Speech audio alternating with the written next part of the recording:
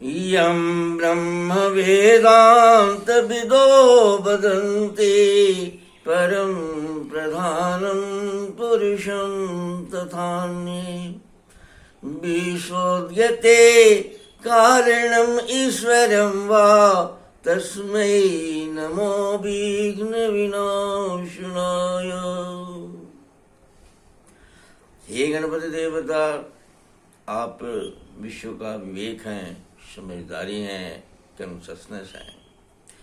माता ने आपको विश्व को कलात्मक ढंग से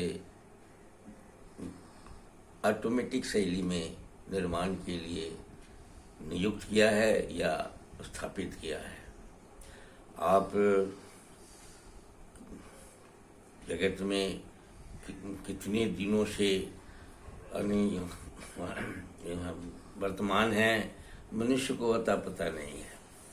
विज्ञान को भी अता पता नहीं है, मनुष्य को भी अता पता नहीं है, लेकिन आपके अस्तित्व का पता हमेशा 24 आवर्स 24 घंटा चलते ही रहता है। आप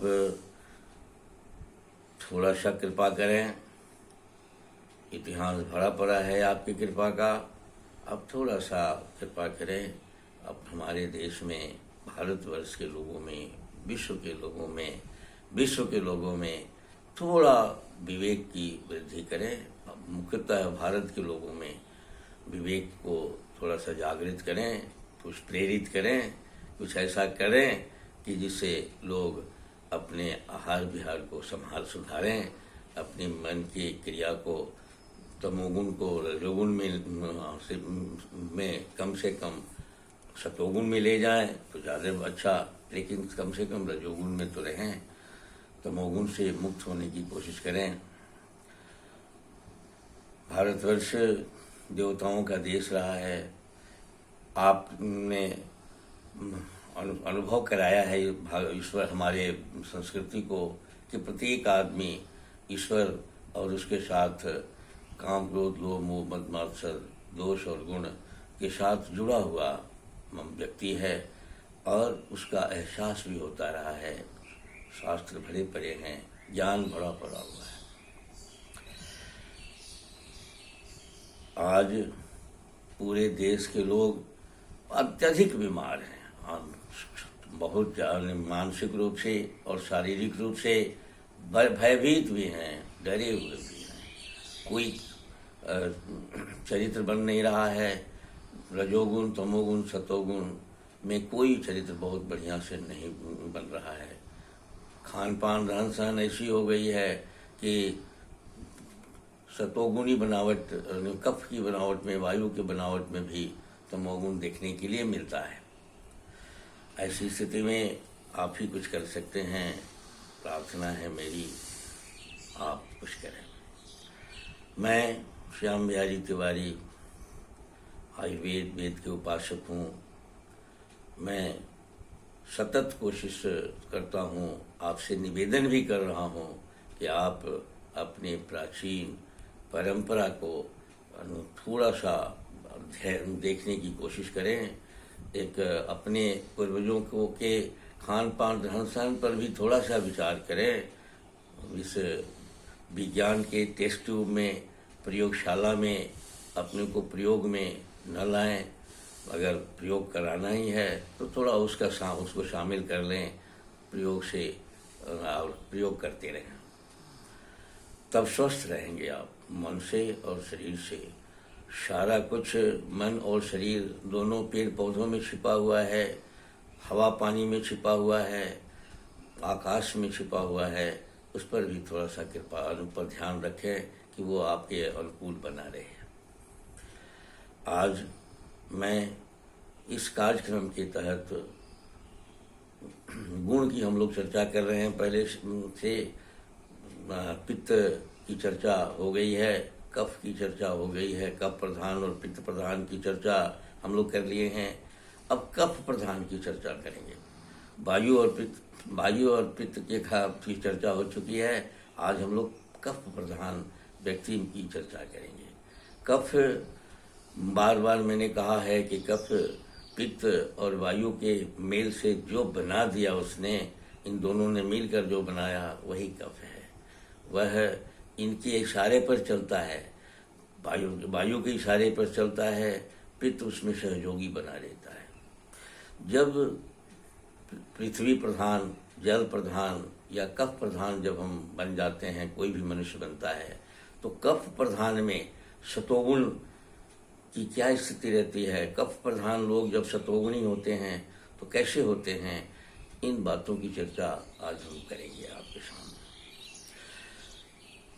कफ प्रधान लोग जब सतोगुण के साथ जुड़ के चलते हैं तो वो शांत होते हैं, गंभीर होते हैं, प्रिय होते हैं और हमेशा वो संतुष्ट रहना हम जानते हैं, स्थिर रहते हैं, प्रेमी रहते हैं।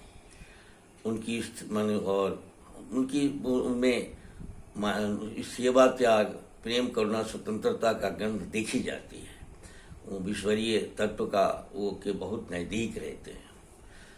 यद्यपि कि कफ का बनावट में जो थोड़ा सा स्थूल शरीर को कफ कहते हैं, जैसे कि हमारे यहाँ गणेश जी को कफ के शरीर वाला बताया गया है, तो स्थूल शरीर वाले को कफ कहते हैं। लेकिन आज की डेट में स्थूलता कुछ ऐसी हो गई है कि जो वायु के लोग हैं, पित्त के लोग हैं, वो भी स्थूल हो गए हैं, वायु के लोग भी स्थूल दिखाई पड़ते हैं। कारण कि खान पान में जो मिलावट है, खान पान में जो परिस्थितियां हैं, उसके अनुसार वो बन गया है। हार्मोन का मोटा बना देता है, पतला बना देता है, आदमी का बनावट भी बिगड़ गया है। और ये कफ वाले लोग मानसिक रूप से संतुलित रहते हैं, इनका ये वचनबद्ध भी रहते हैं, अटल रहते हैं, किसी भी काम को लगातार अनुशासित शैली से करते रहते हैं। ईश्वर के प्रति, समाज के प्रति, सेवा के प्रति, त्याग के प्रति, अपने पारिवारिक व्यवस्था के प्रति सब अटल रहकर और ये क्रियाशील बने रहते हैं। इनमें हमेशा इनको धूर्तता में छला जा सकता है, ये छला जाते हैं, लेकिन आश्चर्य ये छला जाने में ही विश्वास करते हैं, उसको खराब नहीं मानते। छलते रहो, अपना क्रिया ये बंद नहीं करते हैं। ये प्यार, इनमें प्यार का ही समंदर होते हैं, प्यार बहुत करते हैं, प्यार इनमें बहुत होता है। और ये करुणामय होते हैं। करुणा हमारे ईश्वरीय गुण का एक अंश है। सेवा, त्याग, प्रेम, करुणा, स्वतंत्रता में करुणा एक प्रेम है, प्रेम भी हमारा एक अंग है। वो करुणा भी इनमें रहती ही है, दयालु भी रहते हैं। ये ग्रहणशील होते हैं। अगर बैलेंस कर, अगर ये स्थिति अगर ना होती भारतवर्ष में तो ये बैलेंस नहीं होता। चेक एंड बैलेंस में बहुत ही महत्वपूर्ण भूमिका इनकी है। ये बैलेंस रखते हैं, माने सारे लोग, पित्त और वायु के जितने बनावट वाले लोग होते हैं वो हमेशा क्रियाशील, एक्टिव और धरातल पर, स्थिरता पर नहीं रहते हैं। लेकिन उन सब को भी ये स्थिर बनाकर अपने धरातल पर रखते हैं, अपने व्यवस्था के अंतर्गत रखते हैं। कोशिश करते हैं कि उनमें भी प्यार भर दिया जाए, उनमें उनकी भी ऊर्जा का इस्तेमाल कर दिया जाए। इस तरह की इनकी प्रवृत्ति देखी जाती है। ये ग्रहणशील होते हैं।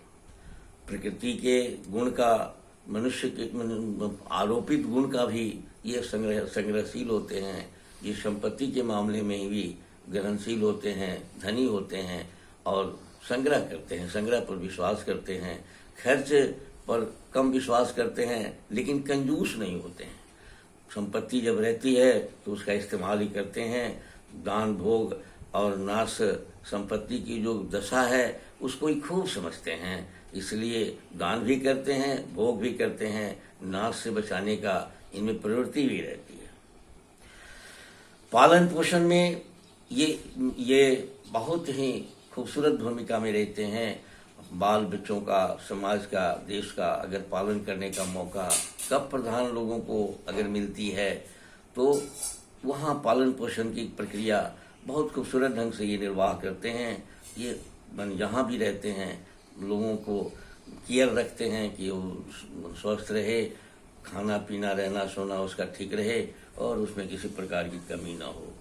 ये सहयोगी भी होते हैं, हर हालत में ये सहयोग करते हैं। अपनी अगर भूखे भी रहने की स्थिति बन गई किसी कारणवश तो दूसरे को खिलाते हैं, अतिथि का सत्कार करते हैं, ये करते हैं। हमेशा मुस्कुराते रहते हैं, हमेशा इनके शरीर में चमक भी रहती है। हम विवेक के साथ जुड़े हुए रहते हैं, इसलिए कि इनमें विवेक रहता है। बलवान भी होते हैं, पहलवान भी होते हैं और अटल दृढ़ निश्चयी होते हैं। इस तरह से हमारे कफ के बनावट में अगर इनकी भूमिका बड़ा महत्वपूर्ण है। हमारे शरीर हम शरीर को कफ कहते हैं, वहाँ बहुत ही अनुशासित ढंग से सारी क्रियाएं होते रहती है। बाहरी खान पान के चलते, बाहरी मिलावट के चलते बड़े कुछ हम गड़बड़ कर देते हैं, जिसको सहते भी हैं। बहुत दिन तक ले हमको बीमार पड़ते हुए भी संभाल के रखते हैं। आज थायराइड इत्यादि सारा जो भुखमरी की बीमारियां हैं उसमें भी ये संभाल के बहुत दिन तक 10-20 वर्ष लोगों को रख देते हैं। ये इनकी कृपा है। कफ में ये सब सतोगुणी रहते हैं, तो इस तरह से करते हैं। आज का कार्यक्रम मैं इन्हीं बातों के साथ समाप्त करता हूँ, इसको आपको समर्पित करता हूँ। धन्यवाद।